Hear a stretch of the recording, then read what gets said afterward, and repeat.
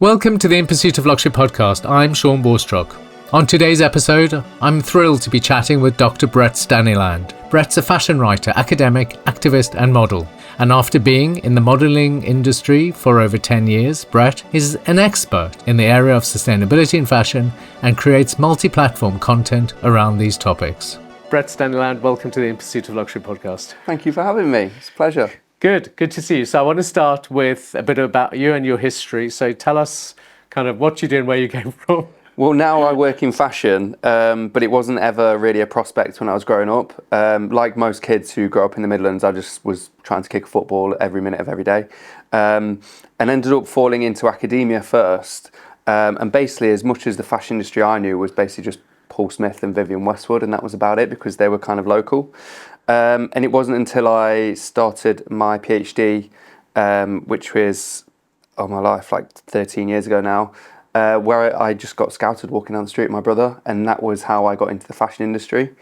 And that led into loads of other kind of side quests and tangents. And it was from modelling where I started to learn about clothes and like what I was wearing, and went on a bit of a journey of like me as a consumer and me as an educator, I guess.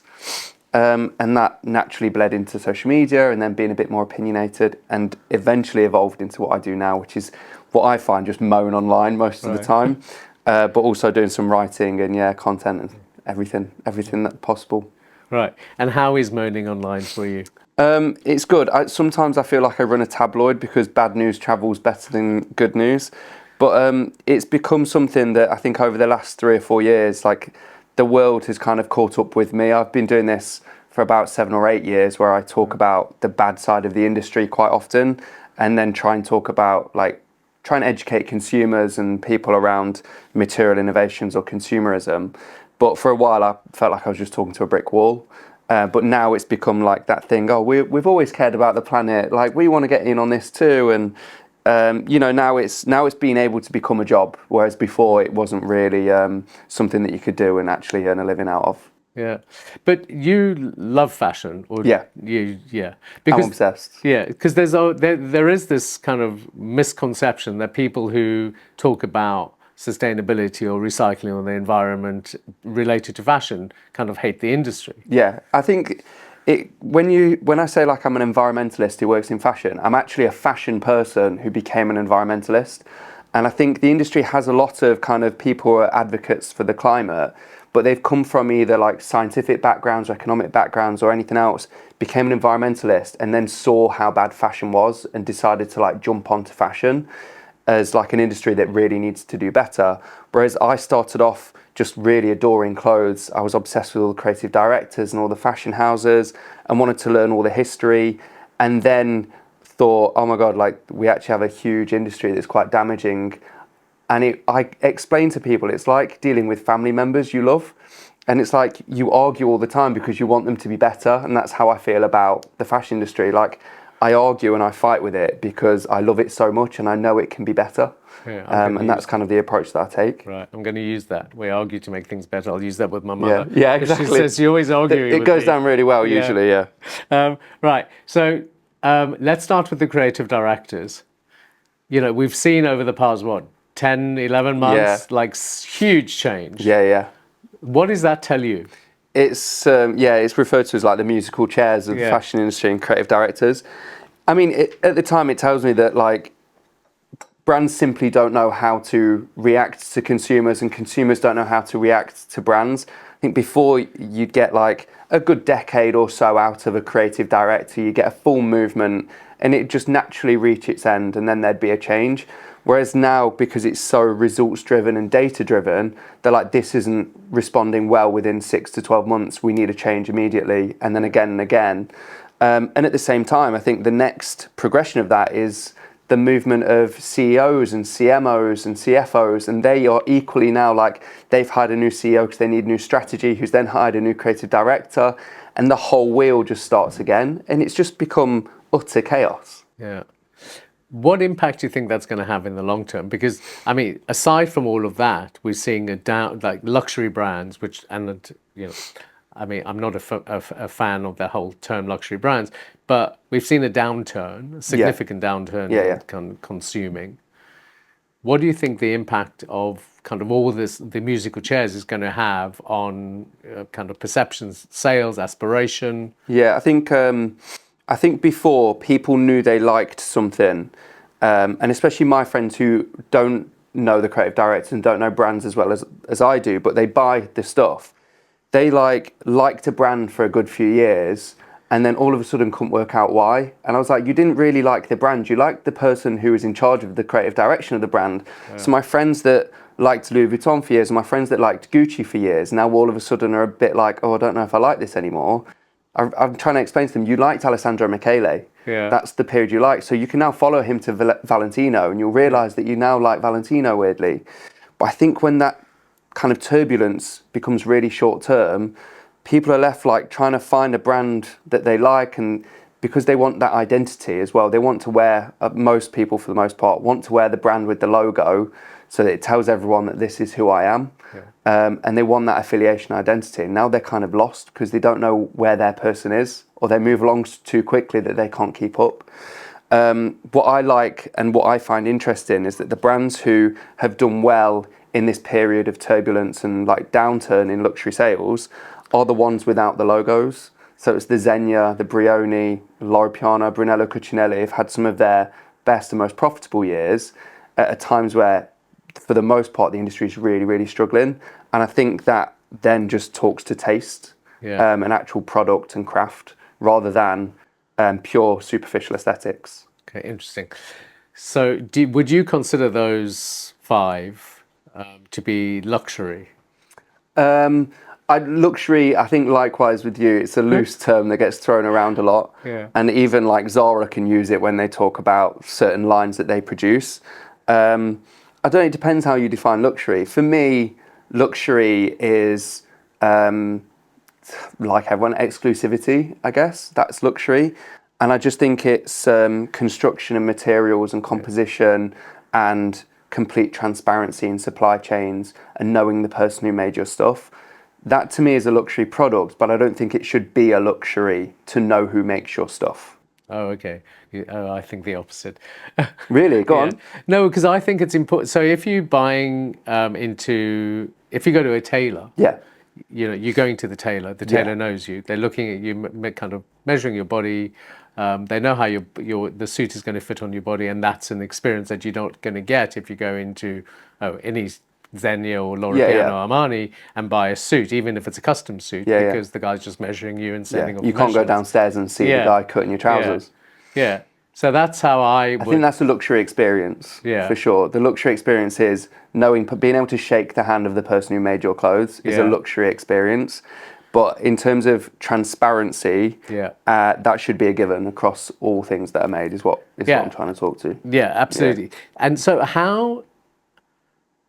how transparent do you think these companies are? I mean, the five you've mentioned and then the rest of the bag. Yeah, I think it can be really challenging because at the end of the day, unless you're someone who is really deeply embedded in the industry and you can email them and say, I want to come to your factory so I can see it for myself, the general consumer just has to take their word for it. And then you get into things like certificates and life cycle assessments and things like that. And again, there becomes a barrier where you simply just have to trust what the brand says. And over the years, that has become, especially over last year with like the Made in Italy scandals, you're sat thinking like, who can I actually believe? When it comes to like, brands that have built their legacy on craft and made in Italy and that actually standing for something, all of a sudden you're like, oh my God, you don't even know where your stuff's made. So how do you expect me to believe you when you tell me? And it all kind of falls apart. But I think it's then lands on the shoulders of people like journalists and who are independent and they're not, in anyone's pockets, and people like me who operate online and aren't afraid to say things, to be like, I want to come so I can show people. Because it was like when I do factory visits now, I will explicitly say, they're not paying me to be here. I'm here because I want to be here. And I will show you exactly how things are made and where they've come from. Yeah. And so that you have the satisfaction. But getting that word out there is really challenging. Yeah, it is challenging. I mean, I recorded something and I was told in no uncertain terms by a CEO from another OE well, I was told indirectly, Yeah. you need to have that removed. And in fact, I'm regretting removing it now that we Right. did remove it. And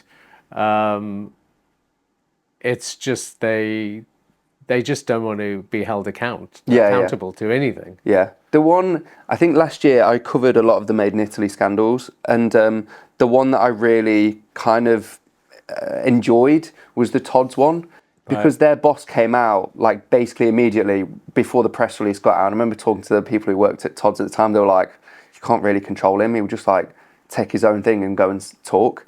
And I was like, I actually appreciate it, because he was the first one to turn around and go, this is rubbish and it shouldn't happen. Yeah. And I'm as furious as anyone else is, especially our consumers, because this is what we're supposed to stand for. And I'm equally as mad as anyone else. And I was like, I can kind of get on board with him. Yeah. Like, 'cause he's just giving me a normal, no like polished press release sort of response or corporate response. It's like, I'm going to be in charge of fixing this. So yeah, leave it with me. I was like, I can get on board with that.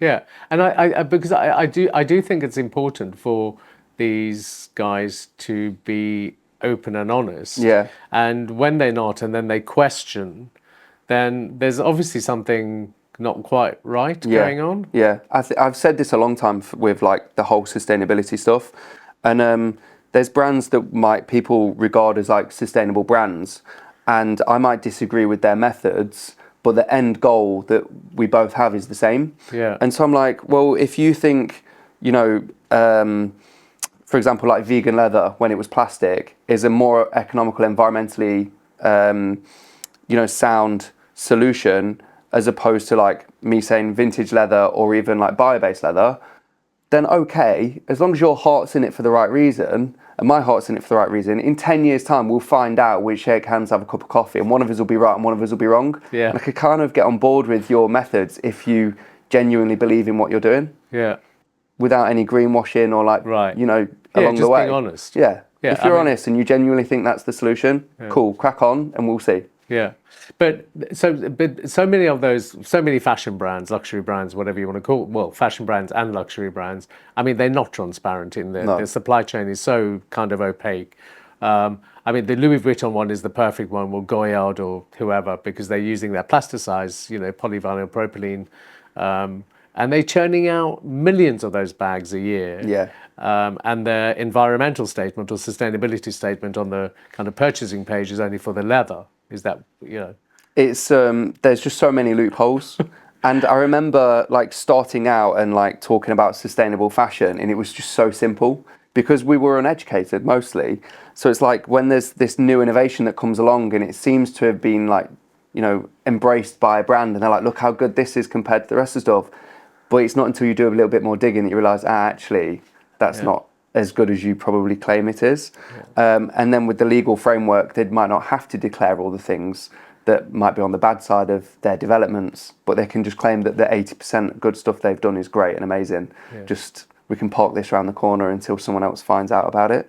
But it's been like that for years. And even with the certificates that have been around, like the Higg Index and, all of that, like there's always something either being lobbied or like someone's in someone else's pockets, and that's why they've took a certain direction.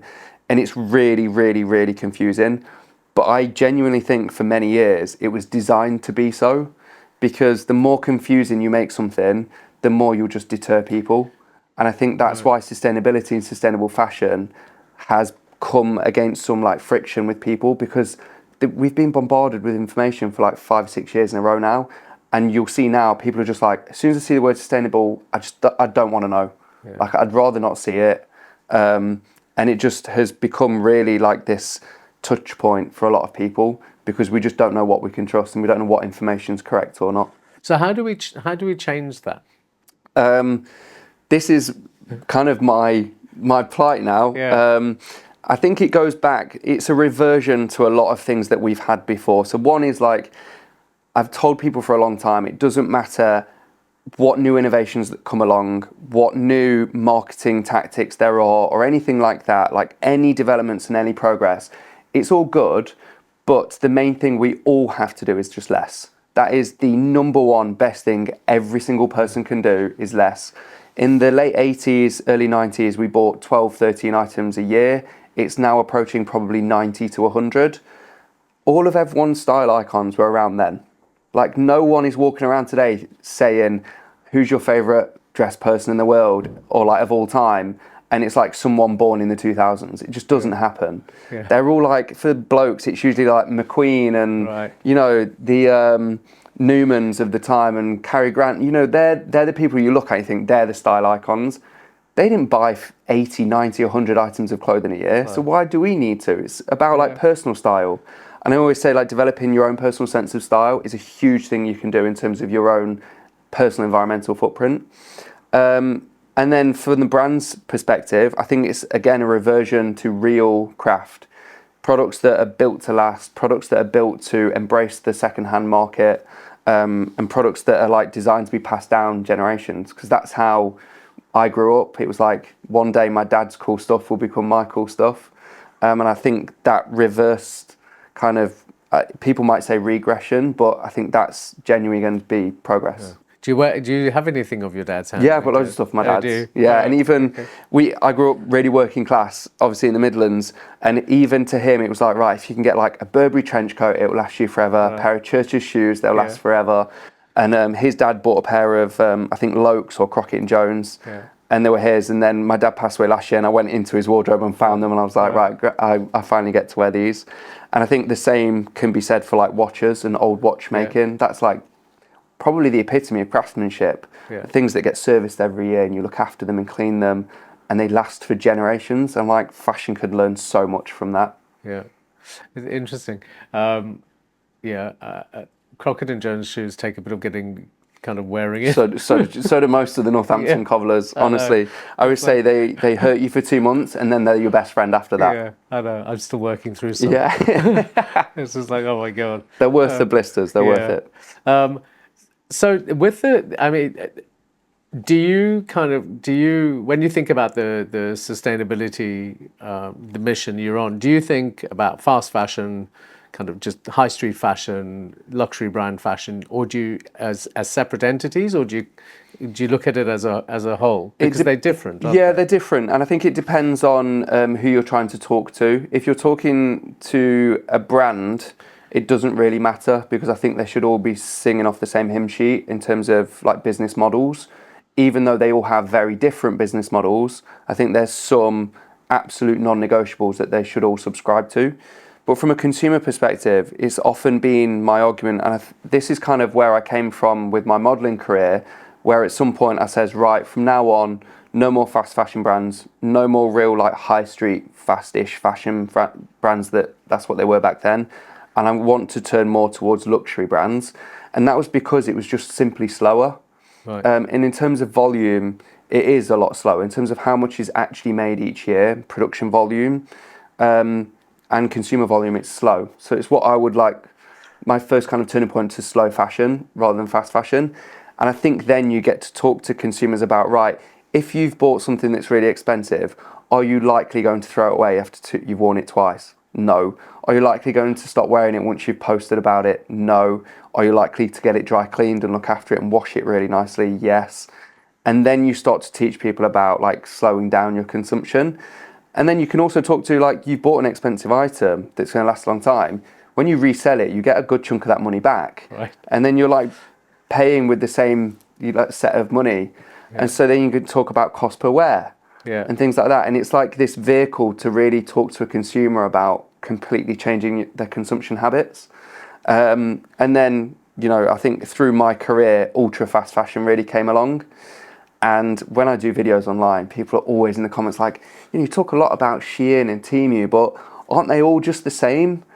And I'm like trying to educate people about how different, like Shein makes Zara look like a tiny little corner shop. That's what their volume production is actually like. And it's telling people like you can have bad, but there's levels in the bad as well. So yeah, it's something that you have to, again, really go down and talk to people about statistics and numbers, because people just think fast fashion's fast fashion. It's all the same. It's all made in the same factories in the same way. I'm like, there's even more deeper levels to it all than that. Yeah.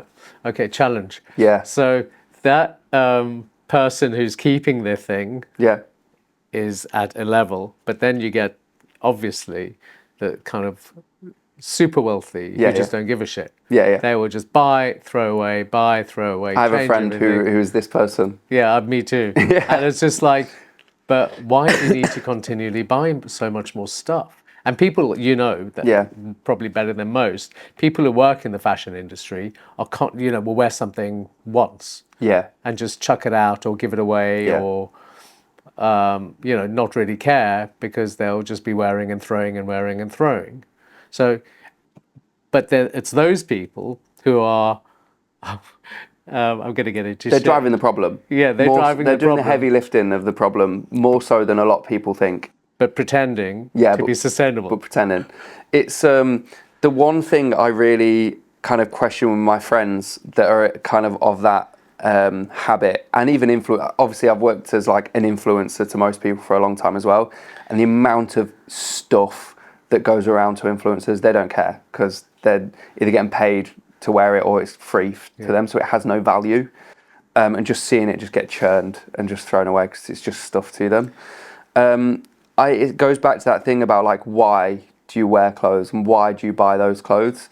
And my mates that spend ridiculous amounts of money at designer brands, and still it's like any regular person buying off the high street, it's just completely disposable to them. Yeah. I'm just like, when you go up that ladder of wealth, eventually the higher you get, you reach some tastemakers and people who have actual big boy money. And you'll see for the most part that they wear the same thing most days. But it's embedded into their identity. So I think the coolest people in the world are the people who have almost like a uniform. And I think for a few of my friends, especially in the men's fashion space, it goes back to like utilitarian clothing. And equally for other friends, it goes back to like a silhouette and proportion that flatters their body and a colour palette that resembles who they are. More than just like, I think Gucci's cool and it makes me look rich, so I'm going to wear a Gucci monogram head to toe.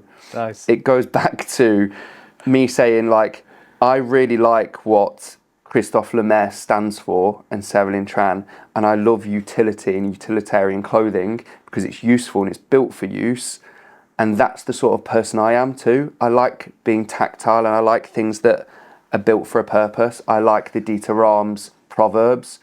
And that then becomes part of your whole world rather than just the clothes that you wear. It's, I've bought this chair because it's a really good chair. And I've bought, like a wallet because it fits all my stuff in it. Rather than just like, I've bought the wallet because it's got a monogram on it. Yeah. And it's trying to teach those people that the taste level for people who actually know what they're wearing is a completely different way to buy clothes. Yeah. Yeah, I've never seen you with the logo actually. You have to go back far. Yeah. I think if you go back to when I was at university, I had some like Virgil Caravaggio t-shirts from Off-White and some like Yeezys and stuff. Right. And then I quickly, that was like my infancy into the fashion industry. Right. I was like, who's the coolest designer? Oh my God, it's Virgil Off-White. Let's just buy some Off-White. And I'm just like, I look back now and it's just so not me at all. It's just not. Well, I can go back longer than that. I had a pair of Versace Couture link jeans, black and white jeans. Perfect. Anyway, yeah, I've still got them actually. You can't throw them away. They'll be in an archive now. Yeah, exactly. With the ones of Statue of Liberty, because they did. Do you remember? I don't know if you're young. It was before, but I know which ones you mean. Yeah. My first designer pair of jeans were the G-Star Raw 96. Oh yeah. But I couldn't afford the 96 ones, so I just got like some plain G-Star jeans. And that was like, I'm rich. Right. Like, I'm rich. I got a £120 pair of jeans from Cruise in Derby. And I was That's a lot. I'm the boy, yeah. But now you can pay £1,500 for a pair of jeans. Yeah. I mean, which is insane. Yeah, you can go to the Row, or even the Bottega ones that are jeans, but they're not jeans. They're leather. Yeah. And they're like, I think thousands. Yeah, it's insane. And somebody else has just done maybe it was those Bottega ones. The Trompe l'Oeil ones, yeah. So when you think about the luxury brands might be slower fashion, but the cost of that slow fashion, the monetary cost and the environmental cost is do you think it's as big as the high street? It's challenging because you then have to look at like the full life cycle of clothes. And usually when you look, I have a friend, I had a call literally the other week about this. I've got a friend basically mapping websites for tiers of like the bottom end of fashion and the luxury end of fashion, and what a percentage of their website is made from natural fibers versus synthetics. And it's generally the case, we've all thought for a long time that the more expensive you get, the more natural it gets, and the cheaper it gets, the more synthetic it gets. But we've never had the data to actually back that up, and hopefully we will soon, because it's starting to show that that is the case. And my argument would be that when you move into more expensive categories, it is usually natural fibers, and natural fibers tend to come along, generalizing a lot here, with less exploitation, labor issues and supply chains, although they're not exempt from it, as we've seen from cotton in Brazil and wherever else, even certified cotton, but for the most part. And when you look at oil, also with natural fibers, more easily recycled for the most part again, less often blended with synthetics. They then become more recyclable and have a longer lifespan. And also they're not reliant on a fossil fuel. Yeah. So it's like, above all else, if we keep buying polyester clothing, the industry will be ever reliant on oil and fossil fuels. And that comes with even further and far-reaching consequences as well when it comes to countries buying oil and needing oil to survive. It can get really, really, really opaque and really dangerous. Yeah. So I think for the most part, we'll see when more data comes out, but when you move into expensive categories, you tend to move away from synthetics a little bit more. Right. What about silk then? Because silk, there's a problem. There's a problem. And then you also, because I would also come on to then like animal issues as well. Yeah. And it's often been the case, I have this argument with leather all the time, and it's like leather that's a byproduct of the meat industry, compared to vegan leather that's come from oil. Like, should an animal have to die in order for us to have leather things?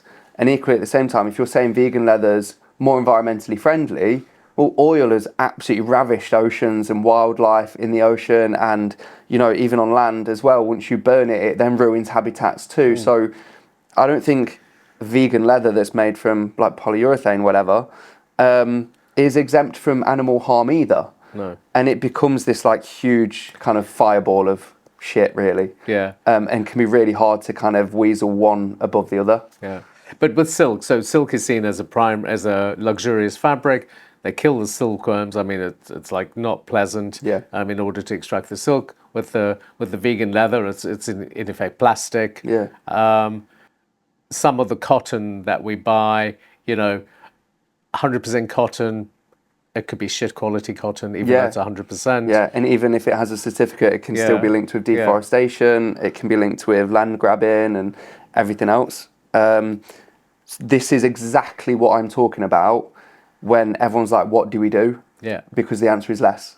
Yeah. If you buy less shit stuff, it's still less shit stuff. If you buy less good stuff, it's still less stuff. Yeah. And so all of those things kind of start to kind of retreat as well, rather than ever expand.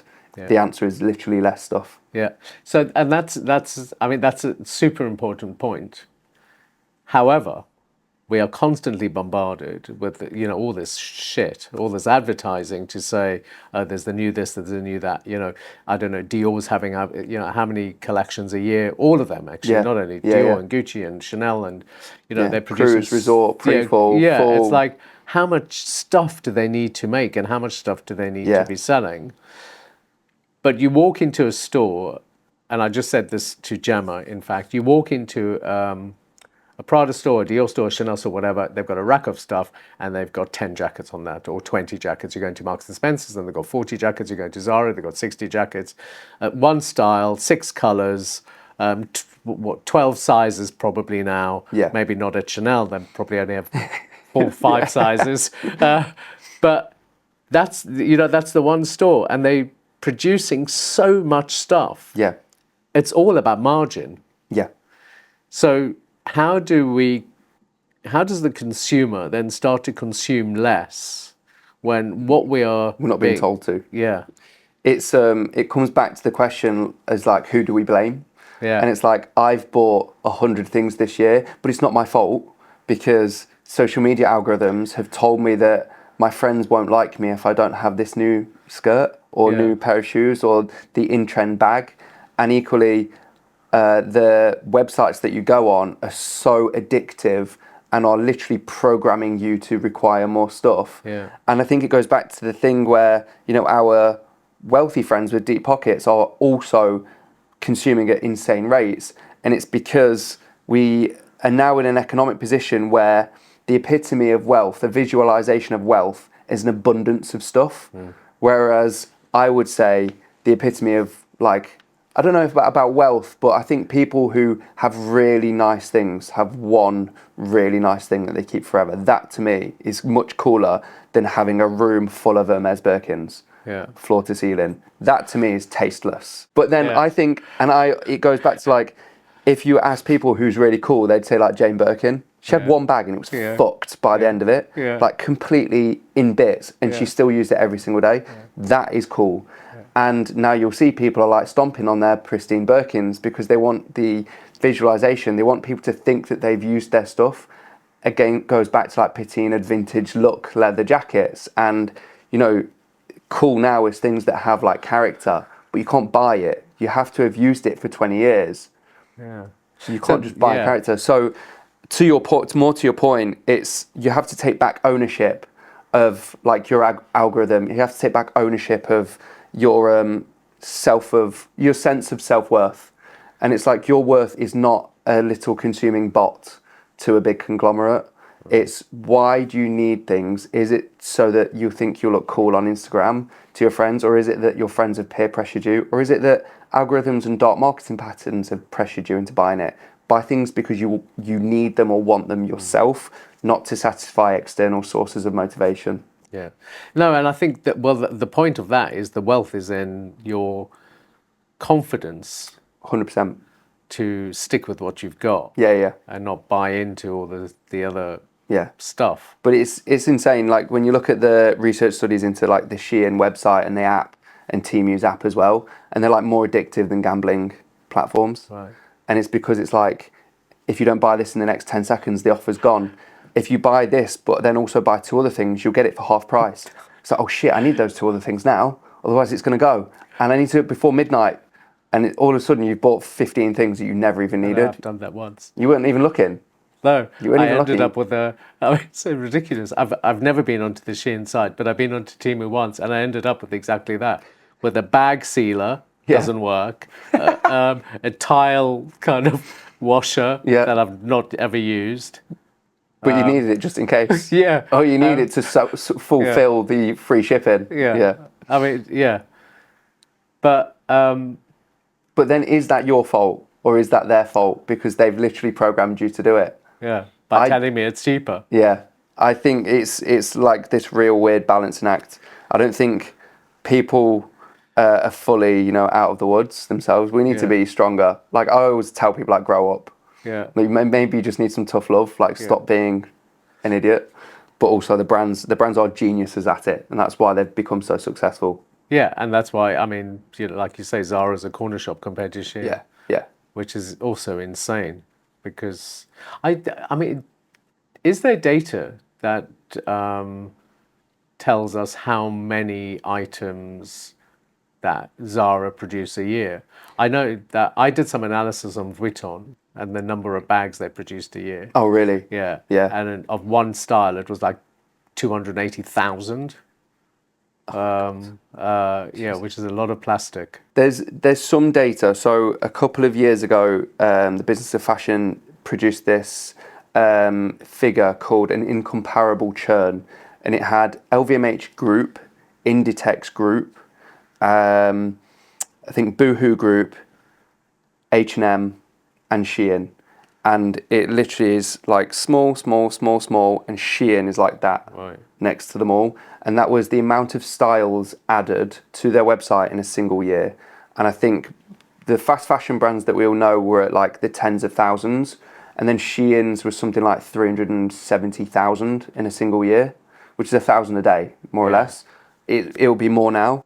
You posted something the other day about Shein. Yeah, and then, so the other bit of data is like emissions per pound, basically, that they spend and stuff like that. And Shein's is insane. Like their emissions grew so much without growing revenue anywhere near proportionately, and it's like the size of basically like Croatia. That's how many emissions they have as a company. Yeah. It's Not more the than country. It's more than medium-sized European countries. That's Does what it it's you like or now. your brother say Croatia the Yeah, country? my brother. Yeah. See, I do listen. Yeah, and it's stuff like that helps people like really quantify the scale of the problem, because we don't see them on the high street. We don't kind of get that visual representation of how big that brand is. You go into Zara and you think, God, this is a big store, and Primark, like that's a massive store. Shein would make them look absolutely minuscule. It's quite shocking. Have you ever been to a landfill? Yes. Tell us about that. Yeah, so a couple of years ago, I went to Cantamanto Market in Ghana, in Accra, and met all like the vendors in the market and stuff. Some of the most incredible people, and we saw like the bales that have come from overseas, like the UK and where else, and we saw like the vendors like go through the bales and how that's kind of like changed over time. And then we drove like 15-20 minutes to the landfill pile, where a lot of like basically Northern Hemisphere, Western people's clothing end up for some reason in Ghana's landfill pile. And it was shocking, like absolutely shocking. First of all, the scale of the place blew my mind. It was like the size of a town, and it's just landfill. The mountains and mountains of clothing, which like cattle kind of graze on top of. Some of it's on fire because they need to reduce it or, control it. And I remember basically being walked into this landfill site and then quickly putting a microphone on me and a camera in my face and like, we don't have a lot of time here because it's quite a hostile place to be. But like, how do you feel? And I just got like goosebumps all over my body. And I was like, I'm like furious and extremely angry. I'm also extremely sad. And I feel really like defeated because I feel like I've been working in this kind of realm for many years, and yet the problems only got bigger and worse. And then I kind of like, after I'd kind of navigated through those initial feelings, I couldn't really talk very well either because I was just so overwhelmed by the scale of the problem and how much it affects like the local people there, even though it shouldn't because it's our shit that's arrived on their shore. And it wasn't until I got back in the car and I was like, we need to do more. Like it became this real big motivation point for us. And I was like, I need to contact more people. I need to be bigger online. I need to be louder. I need to be more aggressive. And it really fueled me into like, just essentially not caring about what I said online even more. Because it's such a pivotal point in my career going and seeing it. I went with like, a charity called World Vision, and I'd reached out to the All Foundation who operate in Accra as well, and they showed me around, and it was insane. It was insane. So that's obviously had a kind of Lasting huge, impact. yeah. Because I've never been, and I think I need to go. I've been to Ghana, but I've never been to land, and I think that's like a destination. I mean, it's not a destination, but it is. I mean, that's something I need to. Yeah, I think everybody needs to see it. Yeah, it's a place where like loads of the things that we talk about in fashion coalesce. So you have like the exportation of waste, the waste colonialism as it's referred to. You have in front of your eyes how fashion has kind of decomposed in quality over the years, because the system used to work for the most part. They would get decent quality clothes, which we would buy first. It would end up there and they were able to buy and sell it and it would last a long time. And what arrived was an actual asset with value. And now what arrives is more and more stuff that has no value and it serves no purpose, and it is literally arriving as waste for the most part. And that's the burden of that falls on like, we could do more as purchasers of the original item. Charities can do more. Governments and legislation can do more. And yeah, everyone can do more to like raise the profile of what's going on. So yeah, all these kind of things, the landfill, when clothes become pollution and, enter water systems or enter the air and the atmosphere and how that affects the planet. It's just everything kind of is coalesced in that one place. Yeah. So with, do you want some of your coffee? Yeah. With some of the, I don't know if it's gone. No, it's good. With some of the these luxury brands, I mean, do you think the luxury brands have a better, I have more of an opportunity to make more of a difference quicker because their profit margins are that much larger. I'd like to think so. I think in terms of making an immediate impact and an immediate change, I think it might be easier. Mostly because, again, speaking from general terms there, their supply chains are shorter and there's less outsourcing that goes on.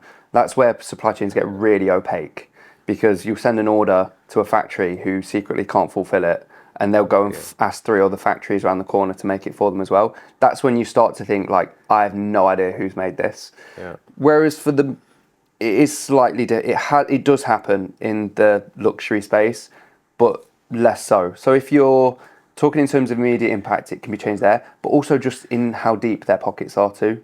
Yeah. If they want to set up a foundation tomorrow, they can. I think some are doing pretty good work. Like, they don't shout about it. Kering Group a long time ago did some decent things, even with their commitments. And Gucci had, I forget what it's called, like their kind of upcycling platform. And then the bit where they would collaborate with other emerging designers as well and work on collections that way.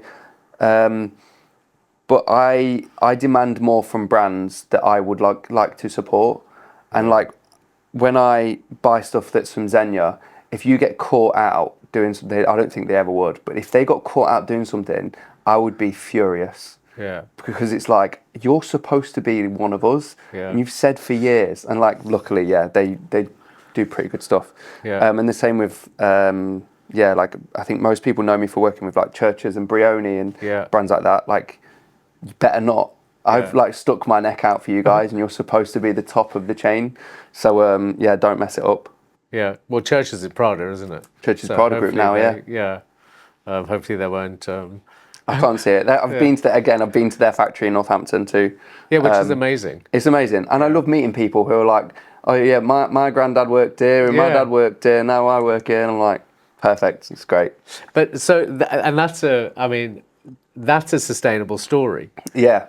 I mean, that's the perfect sustainable story. Yeah. They're the stories I think more brands need to kind of get behind. Yeah. And I think, again, we'll go back to those, like, the Churches do it, where their advertising campaign will be interviewing like Doris at the factory. Yeah. And they're really endearing, but it shows you see these people's hands and you see how highly skilled they all are. And it's like, oh my God, making a pair of shoes is impossible for me.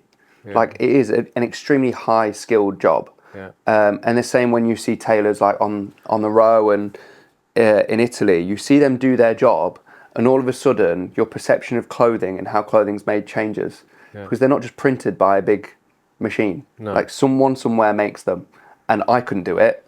Yeah. And most people out there couldn't do it either. So it changes, like, this is like a high quality item made by a high skilled person. Yeah, which is the luxury. Which is the luxury bit, yeah. So talking about being sustainable, and you were talking about textiles and supply chains and things, do you think a contained luxury production is more sustainable than a factory production line? I mean, again, it really depends on product and materials, but having been to, like, I recently went to Manteco on the outskirts of Florence, who are a large, like, textile provider, and seeing what they do for other brands is unbelievable. And I'm like, if a brand wants to make something and hasn't got the resources to do the heavy lifting with sustainability, go and talk to them. Like, go and talk to a Manteco, or, like, you know, a Zegna or whatever, a textile provider, a textile factory, because they do it all for you, and you don't have to then go and, like, outsource to a dodgy factory that might be really, really, really cheap or on the other side of the planet. And equally, you haven't got to cut corners yourself, because they'll do it all for you. They've got the certificates, they've got the transparency with their own supply chain, and all they do is just send it to you and you just make it. Yeah. It's challenging. I understand when it comes from, like, I have conversations all the time about, like, merino sheep and, like, whether that's ethical or whether wool is truly ethical, and cotton and other things. But I think the main point of messaging that most brands can do is talk about why they've made stuff as well as how they've made it, because the why is the bit that will get them out of the woods, I think, more than anything else. If you're telling people we make things because they're truly built to last, and we'll embrace it if it breaks, and we'll be honest with you about it, and you can, if you want to know everything, it's all in plain sight for you. That's easier than claiming something's perfect but not showing anyone. So it's really hard to balance, especially in communications. Yeah, which are key. Yeah. Massive. So what do you think the biggest hurdle is then? I think in terms of like brands being sustainable, or how good brands can tell everyone they're a good brand. Yeah, no, because that's partially mostly bullshit. Yeah. It's like, how do we bullshit, but in a good way? Yeah, exactly. Sustainable bullshit. There's a new it's the new greenwashing that's upon us. Yeah. And what do you think about pricing? Because over this, what is it, 5-10 years? Yeah. Pricing has gone for luxury brands is like Chaos. Yeah. Yeah.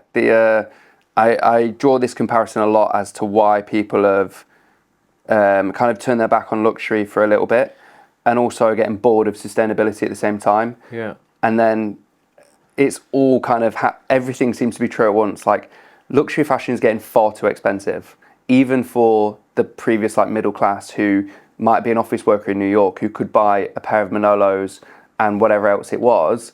They're now looking at the prices like, my salary has not gone up enough for me to buy things how we used to. Yeah.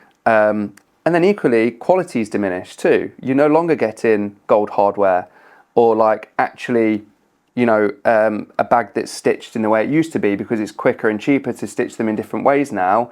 And the resultant product is something that's more expensive but lower quality. I'm like, it doesn't make any sense to me. People are becoming kind of switched onto it.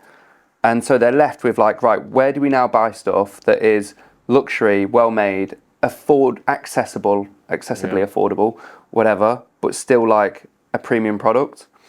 And that is where brands need to show people how things are made. This is why I think like social media accounts like Fabricaturalist and Tanner Leatherstein, who will literally get really expensive stuff. I'm going to cut this open, treat the leather, and show you how much money is here in terms of product, how much money is here in terms of labor, and what you're going to pay for it and whether it's fair. Yeah. People care more and more about that than they ever have. And equally, the same with fast fashion is become, I think when I first started being able to buy clothes, I had no idea about any supply chain issues of the high street. I didn't know where Topshop was made, where ASOS was made, didn't know a single thing. Now it's become so well known, it's unignorable. And so my brother and I often say, like, you can claim you don't care, but you can't claim that you don't know, because everyone knows. It's on Instagram. Yeah. You can just search Shein. I guarantee one of my videos will come up. Yeah. And in 30 seconds, you know. Yeah. So, it kind of lands you in this middle ground of like, I want good stuff that's built to last. And I said to people, that's kind of how working class people have always grown up. Like, we buy out of necessity, and we want our stuff to last as long as it possibly can. Yeah. So is there an argument then to kind of think about how we frame luxury, and then luxury becomes much more about the road, for example, or about these, going to Northampton, well, not necessarily going there, but, going to a cobbler, going to a tailor. Yeah. I don't know, if you need plates, going to a ceramicist. This is exactly my argument for my wealthy friends. I was like, if I want a pair of shoes, I go to a shoe brand. If I want a suitcase, I go to a luggage brand. I'm not going to go into Gucci or Louis Vuitton or wherever and buy a suitcase when Globetrotter exists. Yeah. Like, it would make no sense to me. If I want a pen, I'd go to Montblanc. Yeah. Like, these things have existed forever. Why do we go to one brand and buy absolutely everything from them when they're not experts in it? If I want a shirt, I go to Jermyn Street. Yeah. Do you know what I mean? Like, that to me is people who actually know what good stuff is. Yeah. And it's why, like, the people who know this have become like really an asset to like the journalists in the press industries, because it's like, right, here's the 5 best shirts in the world, and they're all made by shirt makers who know how to make shirts, the Turnbull and Assers and whoever else. And I think that more people that know, like, any product you say, there is a sock maker, an umbrella maker. Yeah. Do you know what I mean? Like, that to me is like proper luxury. Yeah. So the two things in that. The first thing is a friend of mine bought a jumper from Bottega Veneta, and he wore it once and it ripped. It came apart under the arm. In the armpit, it just came apart. So you need a scalacamicia underneath. So he took it back, and the common sense thing would be that they'd replace it, but they didn't. They said, we're not replacing it, we'll repair it. So he said, fine, so they repaired it. He went back, got it, it came apart again, took it back, said, we'll repair it again. And then the funny thing is, so he was obviously pissed off. It's $2,500, I think. We went in, and what was funny about this story is that the sales assistant said, oh, is it the one that Jacob Elordi got? And the friend of mine said, I don't even know who that is. Anyway. That is literally, like, why do you buy something? And most people will have bought that because they saw Jacob Elordi wearing it, but he just bought it because it's a good jumper. No. In fact, it's a shit jumper, and then it wasn't. It came apart. But then the other thing is that, specialist makers. Yeah. But not everybody can afford all of that stuff. Yeah. So, is there a way to get all those people off Shein buying stuff of better quality, buying less of it, without having to spend, a Turnbull Asser shirt is like 280 quid. Yeah. It's a lot. Yes, because for every famous one that we all know, there's someone who isn't famous, who's probably a lot cheaper and makes a lot less stuff, who is still an expert at it. And I'm working currently on something called the Good Clothes Show, and next month we have an event called the Good Clothes Network, which is essentially a directory of brands of really small independent people and businesses who are really good at what they do, and they might only make like one thing, like one type of thing. It might be their specialty, and it's about helping them kind of, get to be known by the broader fashion people and broader consumers, and open them up to more audiences, and also help audiences find them. So the brand directory, if you go on our website, you can say, right, eventually you'll be able to go, right, I need children's clothes, and there'll be a list of people who make children's clothes, people like the Little Loop and whoever else. So it's about kind of, you have to be invested in the discovery, and people simply don't want to do that for the most part. That's why people turn to influencers. They want to just be told what to buy. It's what I've had online for years. It's like, right, you don't want me to shop here, where should I shop from them? And this is where I can just direct people and say, have a look at the brand directory list. The next time you need something, I'm not saying throw everything you have away and go and buy everything brand new. Keep what you've got as long as you possibly can. The next time you need something, check out one of these brands. And then along that line is, again, going back to needing a lot less stuff, saving money, and increasing your cost per wear. So buying a shirt, you might buy one really, really good white shirt. This was my introduction to sustainability, really. I was spending so much money on H&M white shirts that were absolute shit, and I would buy like 3 every 3 months probably, and throw them all away because they'd get stained, twisted, or like just crap. They'd just become really loose fitting. And then I bought one off Ascot, which at the time was £30. I was like, bloody hell, like it's a lot of money spent on the top. And I still have it like 5 years later. So that has cost me a lot less in the long run than those regular buying £7 shirts I was getting. Yeah, I like the invested in the discovery. You have to be. Yeah. You have to be. We have to increase our attention spans and care more. Yeah. And that's the challenge. Yeah. That's how you do that.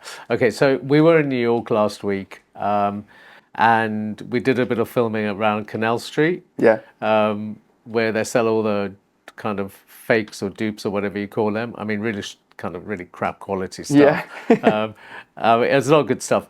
However, you can buy really good quality. I had this conversation with Gemma. Yeah.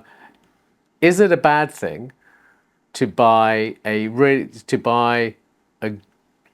kind of indistinguishable, good bad one? good bad one? So you're speaking to someone who's been on holiday to Turkey and whose dad lived in Turkey for basically the last 20 years. Right. And it is one of those tourist destinations where you walk down the street and there's rip-offs of all the luxury stores and rip-offs of all their luxury bags. Right. And even I went last week and there is literally like a carbon copy of a Bottega Andiamo. Right. And my brother has a real Andiamo. And we literally went like this and I was like, oh my God, like they're almost identical. If you're not me, you probably wouldn't know. And if I wore it, no one would know because they'd expect me to have the Bottega on anyway. Somebody else has said that to me. Yeah, so I'm like, as someone who said the easiest way to spot a fake is the person who's wearing it, rather than investigate the actual product. Yeah. But I looked at it and I thought, the guy's telling me it's real leather, but I'll never know. The guy's telling me that it's really well made in construction, but I'll never really know. Yeah. It is 1/10 of the price. It was almost worth it to me as an investigation, as like almost like an experiment. But the thing that I would say for logoless sort of, if you want a bag, they've got loads of like Mulberry bags there as well, like Mulberry rip-offs. And like, they're just great bags. Like that is a leather bag that should last forever with metal clasp. Cool. It will serve a purpose, but you don't know until you've kind of bought one to see how well they're constructed. You have no knowledge of how that was made. And that would be the one thing that deters me from ever buying one. And last year I did a campaign with an organisation which was trying to shed light on the dupes and fakes that are sold in the UK and how linked they are to organised crime groups. Yeah. And then it gets really dark. It can be like human trafficking, drug trafficking, and they're like fronts for like money laundering and so many other things. So just that opaqueness in the supply chain would stop me from buying one. On the other hand, if there's like dupes now in M&S of all these bags as well, like the Rose Margot bag and the Bottega ones and all the other like Le Mer Croissant bags. Yeah. Like dupes of them you can find in stores that have a bit more transparency anyway. Right. So yeah, I'm not completely averse to buying something that's not £10,000. If it's made of real leather and you know where it's made, just get it. It looks the same. Who cares? But there is probably a line. Yeah. No. So I was referring specifically to ones that are crafted. Yeah, yeah. So same double stitch. Not what's it? What's the stitching? Whatever the stitching is. Same leather from the same supplier in France. Yeah. Same hardware. I'm all for all that because I think it says more that you wanted a bag that was useful and it was a bit chic, right? Rather than you just want the chic thing, right? That's so extraordinarily expensive. There's a brand that I love called Michino Paris. My friend Gabrielle has just done a collaboration with them. He uses the same leather from Hermes that they use, the same tanneries and everything. Completely like really short runs of products. Yeah. They're a fraction of the price, and that is an amazing bag. It looks a little bit like kind of the trapeze shape. Right. I would buy that every single day of the week. Well, and that's the other point, is that, you know, you can spend, $6,500 on this new maxi flap Chanel. Yeah. Love it. I literally saw it and I thought, oh my God, that's a cool bag. I would really, really want that. Yeah. I'm never spending that money on it though. Yeah. Couldn't ever happen. No, in fact, I went into I was in Miami the week before and I went into the store. No, they don't even have any. Yeah. My friend, I know Brian Boy got one, and then our friend Alfonso, he's a dentist in Germany, he got one as well, and I was like, oh shit, now I want one. Yeah. But it's just, it's one of those things, again, going back to like developing your own sense of style and stuff, the one thing you're able to do is go, this trend's really cool, but it's not for me. Yeah. And you just sit it out, and 6 months goes by, no one cares, and you never missed not having that bag. It's fine. No, and that's the point, isn't it? Yeah. Is that you don't miss... You don't miss it, really. No. If you don't get it, you're not like always devoid of that satisfaction of like when you leave the house, like, oh shit, I really need that bag. You've got the bags. But that's the problem, isn't it? Because then the next bag's going to come along. Exactly. And then do you want then that yours next is redundant. bag? Yeah. And then you need to constantly fulfill this hole in your life that's actually not real. Yeah. Fulfill the hole in your life that's not real. How do you do that? I know. I mean, the world, I think the world has gone slightly mad because, you know, we're saying people don't care about sustainability. Before sustainability was, you were being eco-friendly. Yeah. Or green. Or green. And I'm constantly telling people now, green is a colour. Yeah. It doesn't mean anything. Exactly. It doesn't come with any connotations. It's just a colour. In fact, Gucci are now green. Yeah, Gucci green. Similar to Prada. Yeah, and Bottega was green for years as well. Yeah. But now there's this thing called green transitions. Yeah. Where do you think this is all going to go? These are exactly the things that I think this just pure jargon tires consumers out. And in 2 weeks' time, there'll be another name for it. Gucci Equilibrium was the thing that I was thinking of before. Okay. And then there's like the such and such, whatever. It might be blue because now it refers to the ocean. So we were on a blue transition. Do you know what I mean? And it's just never ending. It is never ending. So this jargon, albeit from like a scientific perspective, when you're getting into, when the people deep end in the fashion industry are talking about these things, they're necessary. But for the general consumer, less words, the better. Yeah. Because we will tire and get bored of it. And before you know it, you just lose trust in anything anyone says, which is why people lost trust with the high street. And then before you know it, you see no sustainability messaging at all because it actually harms the brand more than it benefits them. Yeah. So and if they're not doing it and then they're exposed, and then people think like the H&M thing. Yeah, exactly. It's like, well, you weren't doing it anyway. Yeah, when I covered their recycle bins, that was kind of the first video that really, really popped off for me. And the investigation was done by a Swedish media outlet called Aftonbladet. And then when I launched that, I was like, it's just all bullshit. Yeah. Everything's bullshit. Yeah. You can be saying one thing, and then when you get into it, actually, like, why are they paying me to recycle my stuff? Why can't I just recycle it? You don't get paid when you go to the tip to like recycle your stuff. Why are they wanting me to recycle it and incentivizing it? So I buy more shit and recycle more shit. Yeah. And then you realise it's not even being recycled anyway. They just want you to keep buying more shit. Yeah. It's all crap. It's just all... Yeah, I mean, it is just mostly nonsense. But who are the most sustainable clothing brands that you would... Probably my most asked question. It's hard for me to give just a list of really, really good brands that I like. Obviously, I work with a lot of luxury fashion brands that I admire, and I would advocate, if you've got the money, go and spend stuff there and spend money really slowly. Yeah. But be gambling aware. Yeah. I think when I first got into sustainable fashion, there was one brand that captured a load of things that I cared about, which was Ask It, based in Sweden, and it was how outspoken they were against fast fashion was amazing. Never seen it before from a brand. They also had full transparency on their website about where their things were made, and they had traceability on pricing. It's like how much we pay our delivery guys, our supply chain workers, how much we paid for the raw materials, and how much we sell it for you for, and here's our margin. I was like, I'd never seen a brand tell me how much they make when I buy something. And so anyone that kind of does that, I'm happy to get behind. Yeah, because Pangaea used to, remember them? Yeah. And I don't even know if they're in business anymore. Yeah, Pangaea, there was the one that kind of annoyed me was Patagonia. Yeah.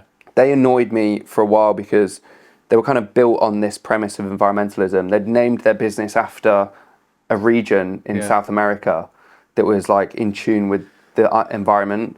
And they, I think, quickly just kind of got away with that with how big they got.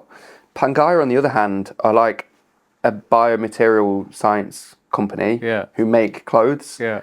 And I was fascinated by how scientific it got. And them, to me, are ones where, again, if you've got the purse strings, pay for their stuff because it is brilliant. And their innovation in textiles is astounding, and it's a category that is so hard to get right in activewear mostly.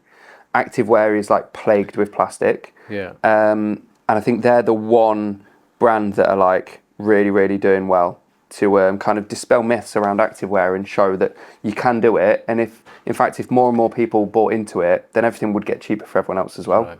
But Pangaea are really, really interesting. They're an activewear brand that I would shop at. And then equally, I'd probably give shout outs to community clothing. So Patrick. To Patrick, yeah. He's done great work. Have you bought anything years. Of his? Yeah. Oh, you have? He made, so I was a big fan of eTorts back in the day as well. And I've still got a shirt that I've never worn. Yeah, I have a pair of their trousers. And when he started Community Clothing, he did a pair of like field trousers, which were like a collab with eTorts and Community Clothing. So I have them.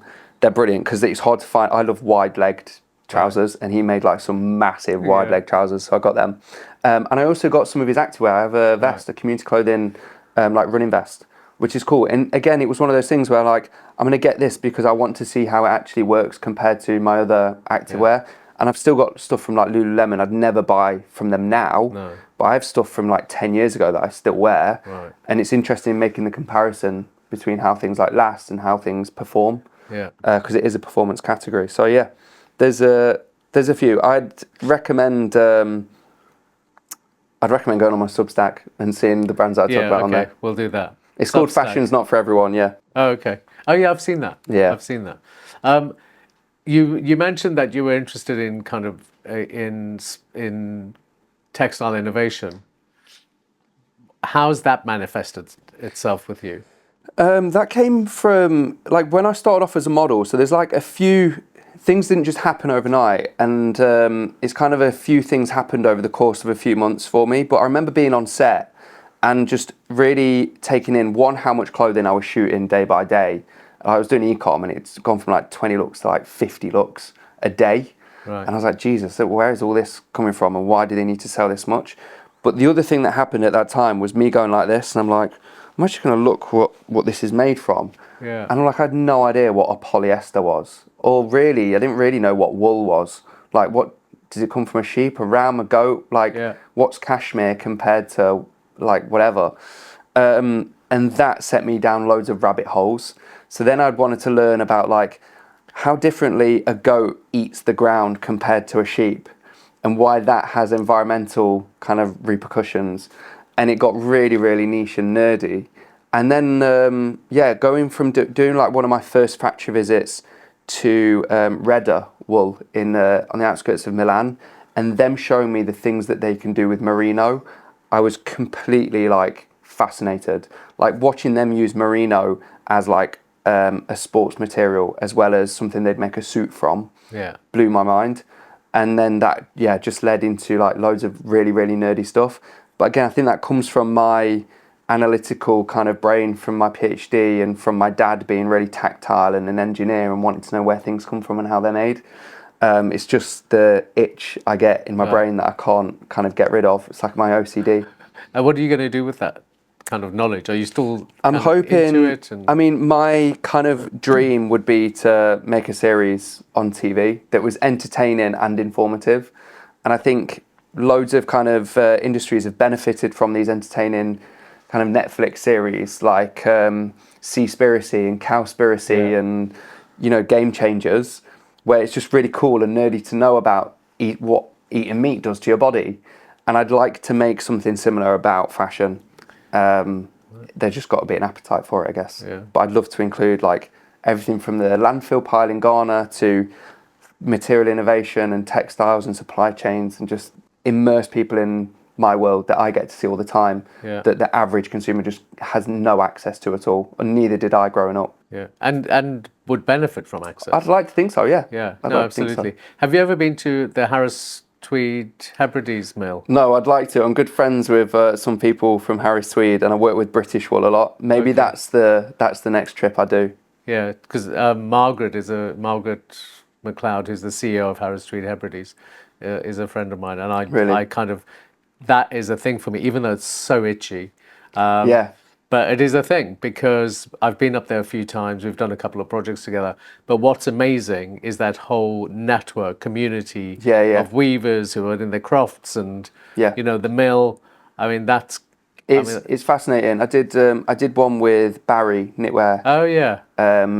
Near Edinburgh, who are now owned by Chanel. Yeah, they tried to do this with me. Yeah, going and seeing that though, seeing like it's literally in the middle of nowhere, and it, like that community of people is just amazing. And you've got like an aged kind of workforce who are now reskilling themselves to learn how to work CAD and like do designs in different ways and weave in different ways and with new machinery.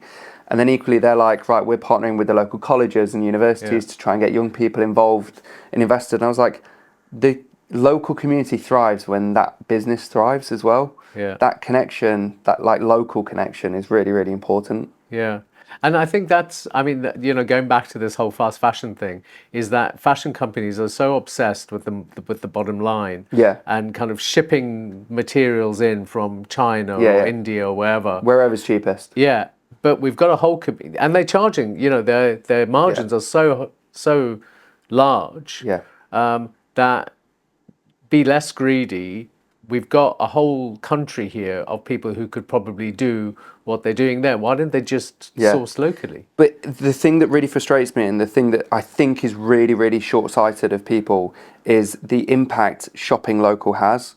Like, my partner's family live in a seaside town in Essex, and their high street is full of independent like shops, cafes, restaurants and bars. Yeah. And I'm like, you understand that when you go to an independent one, rather than go to like the big like group owned pub at the end of the road, that you pay for your pint, that pint goes to fund that person's wages who served it you, and then she probably goes and spends it in another cafe where it goes and pays for her breakfast, and that pays for the other local person's life as well.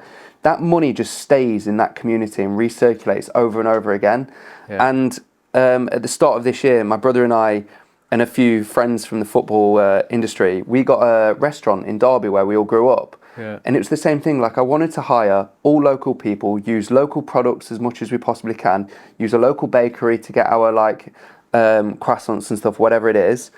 And so that there was like some people who were like, no, you can't open a restaurant in our little village. And I'm like, but people who shop in our local, like come to our local restaurant, will go and spend the money in our local community, and the money stays here rather than go to like Aziz's or a Wagamama's, whatever it is, where the money just, as soon as it leaves, it's gone and it never comes back to the local community. Like, people can get so short-sighted chasing a really, really low bottom line, and it's really, really frustrating. Yeah, it is frustrating. I mean, my mates get really annoyed with me because I will walk to, I don't know, as far as I need to find not a Starbucks.